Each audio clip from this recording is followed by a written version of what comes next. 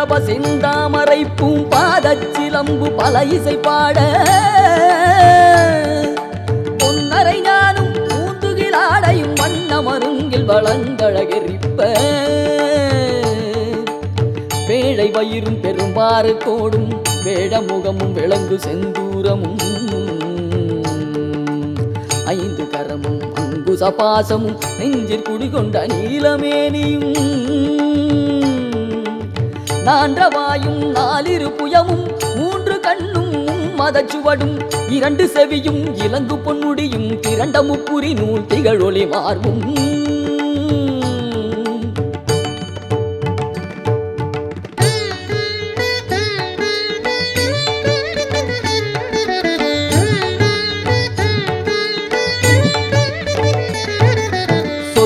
கடந்த துரியமை ஞான அற்புதம் நிறைந்த கற்பக களிரே முப்பழம் நுகரும் மூஷிக வாகன இப்பொழுதென்னை ஆட்கொள்ள வேண்டி தாயா எனக்கு தான் எழுந்தருளி மாயா பிறவி மயக்கமறுத்தே திருந்திய முதல் ஐந்தெழுத்தும் தெளிவாய் பொருந்தவை வந்தென் குளந்தனில் புகுந்து குருவடிவாகி குவலயம் தன்னில்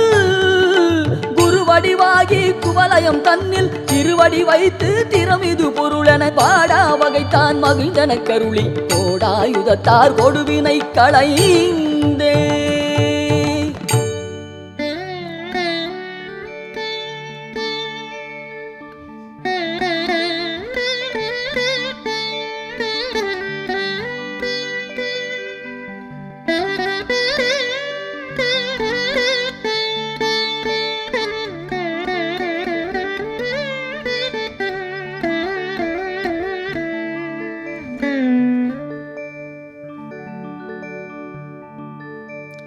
புவட்டா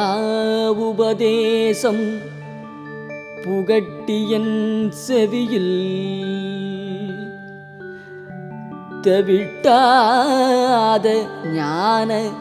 தெளிவையும் காட்டி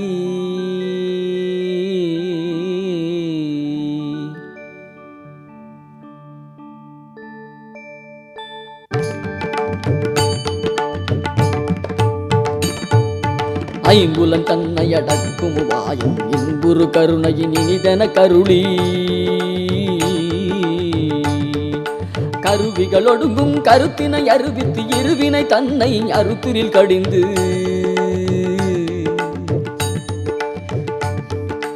தலமுறு நான்கும் தந்தென கருளி மலமுறு மூன்றின் மயக்கமறுத்தே 9 வாயில் ஒரு மந்திரத்தால் ஐம்புல கதவை அடைப்பதும் காட்டி ஆராதார தங்குச நிலையும் பேரா நிறுத்தி பேச்சுரை அறுத்தே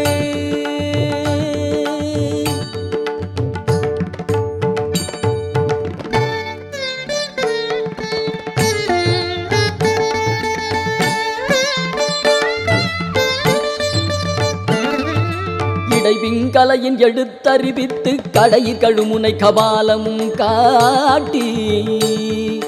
3 மண்டலத்தின் முட்டிய தூணின் 4 பாம்பின் நாவில் உணர்த்தி குண்டலியதனிற் கூடிய சபையில் விண்டெழு மந்திரம் வெளிப்பட உரைத்து மூலாதாரத்தின் முண்டெழு கனலை காலால் எழுப்பும் கருத்தறிவித்தே அமுத நிலையும் ஆதித்தன் இயக்கம் குமுத சகாயன் குணத்தையும் கூறி இடச்சக்கரத்தின் 2 நிலையும் உடச்சக்கரத்தின் உறுப்பையும் காட்டி